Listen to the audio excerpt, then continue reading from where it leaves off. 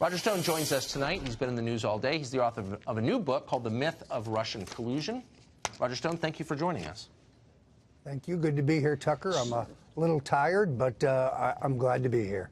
So just to get the mechanics of what happened this morning out of the way, we've seen the tape shot by CNN, which remarkably was across the street from your house very early this morning, and we saw the very large number of armed federal agents bringing you out of the house. Is there something we don't know? Do you have an arsenal at home? Had you made threats against prosecutors, threats of violence? I mean, is there context that we don't have? No. Well, first of all, it's disconcerting that CNN was aware that I would be arrested before my lawyers were informed. So that's disturbing. If it was a dangerous situation, which would merit the SWAT team, well, then CNN's cameraman would be in danger. I don't know why they would be allowed to be there. I had no firearm in the house. I don't have a permit for a firearm. I don't own a firearm. Only my wife, my 2 dogs, and my 3 cats were at home. I'm not a flight risk. In fact, I think my passport has expired, or it will expire in a few days. I have no record of criminal past. And frankly, they just could have contacted my attorney, and I would have voluntarily turned myself in. The proof of this is that only hours later, the judge granted me a $250,000 surety bond, meaning on my signature with no funds put forward, because I'm not a flight risk. And as far as the government's contention that they were concerned that I would destroy evidence, they've been in my email and my text messages and my phone calls for 2 years, probably longer, because the New York Times reported on January 20th, 17, that I was among 3 people in the Trump campaign under active surveillance.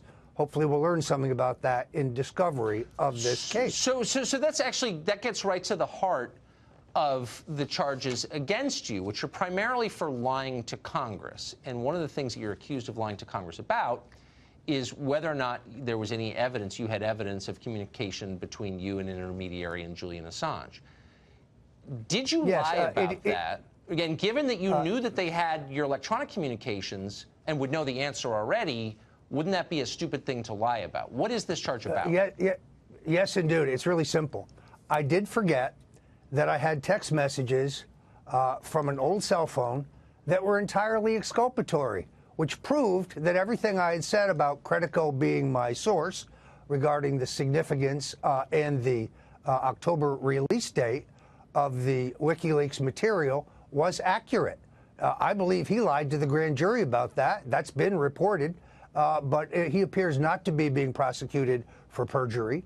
But I forgot exculpatory information, and therefore I will. If anybody had bothered to read my website, The Stone Cold Truth, they would know that I basically refuted and documented the refutation of virtually every charge in this indictment. The indictment is thin indeed. So what is this about?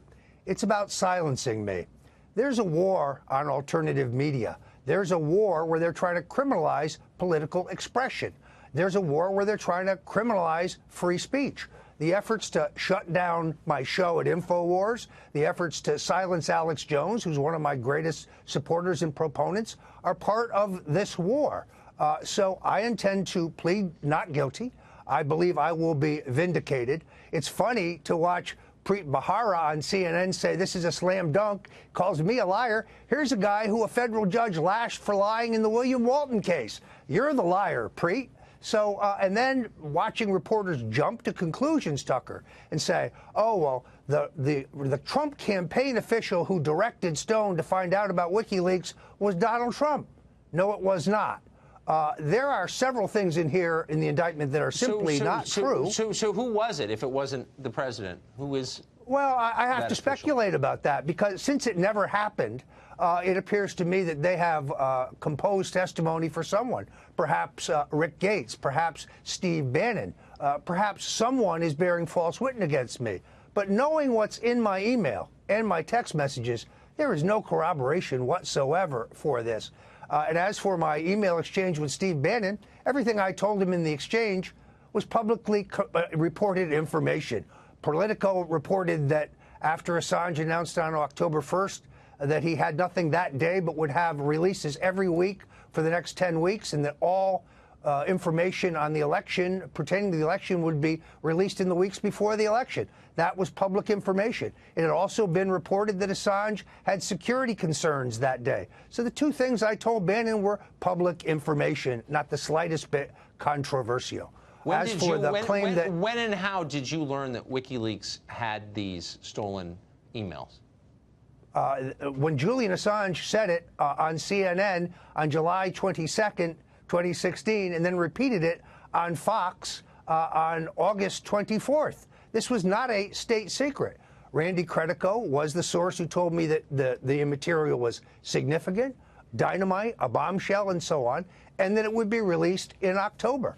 There's also, I think, a reference to Dr. Corsi in here, Dr. Jerome Corsi, who told me in an email when he was in Italy, August 2nd, that the WikiLeaks disclosures would come shortly thereafter, and there'd be another one immediately after that in August. That all turned out to be incorrect. So there's no evidence that I received anything whatsoever from WikiLeaks, that I knew the subject or the content of this material. Right. Well, that's being used to silence me. That's not even in here. The allegation, as far as I can tell from reading it, is that you lied to this congressional committee. Have you spoken to the president about this? I have not, but again, if you watch CNN or MSNBC, you wouldn't know that, because they act as if Stone act as the conduit between the Trump campaign and WikiLeaks, or between Donald Trump and WikiLeaks. When the president answered the written interrogatories, he correctly and honestly said, Roger Stone and I never discussed this, and we never did.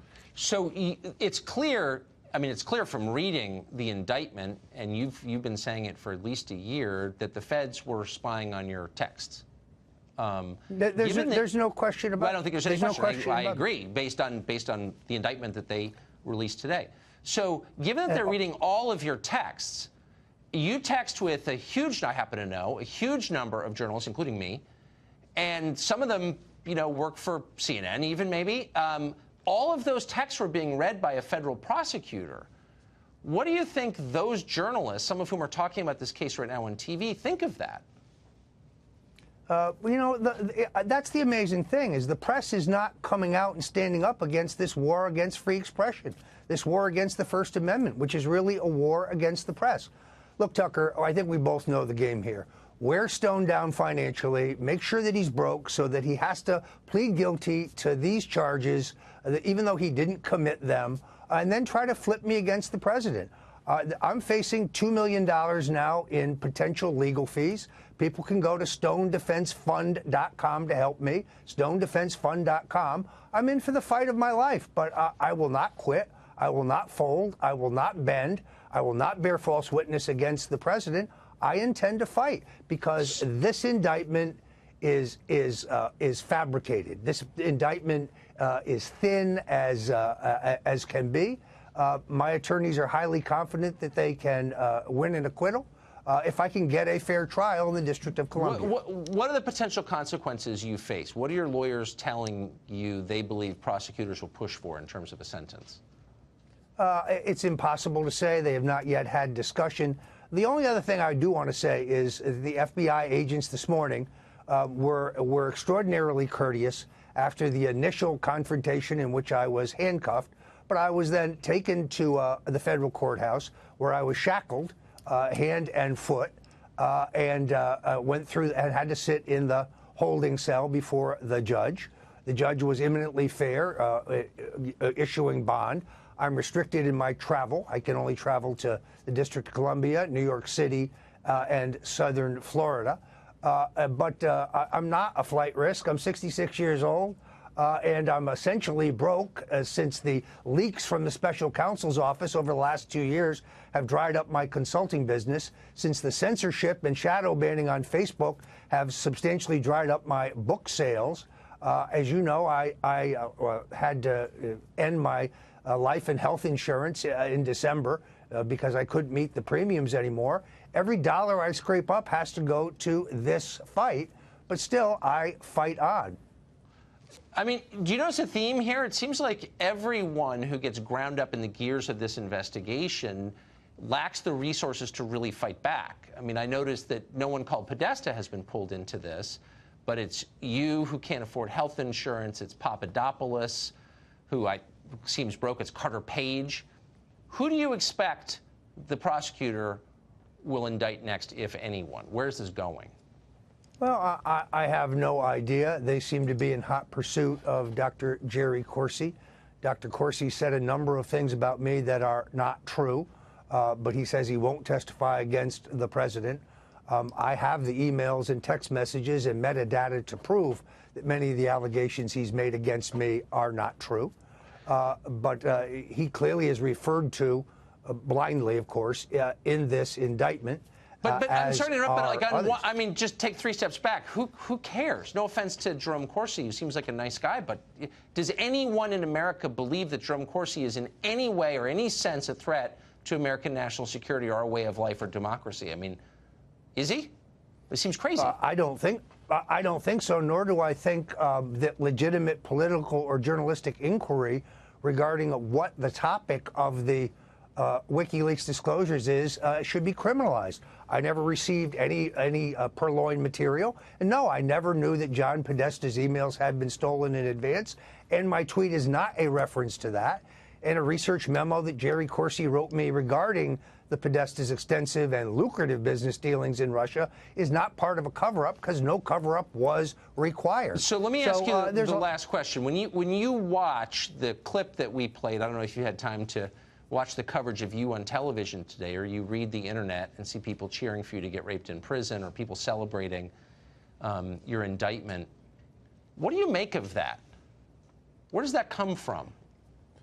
Well, I must tell you, we're in a very bad place in terms of our politics. I get 4 or 5 death threats a week. I can't go out to a public restaurant or an airport or travel by myself now because people want to mix it up. They don't want to just yell at you. Some of them want to take a swing at you.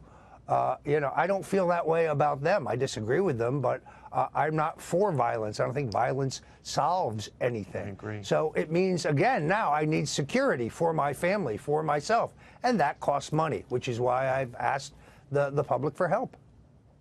Roger Stone, we'll be following it. Thanks for coming on. Thank you very much. Thank you, Tucker.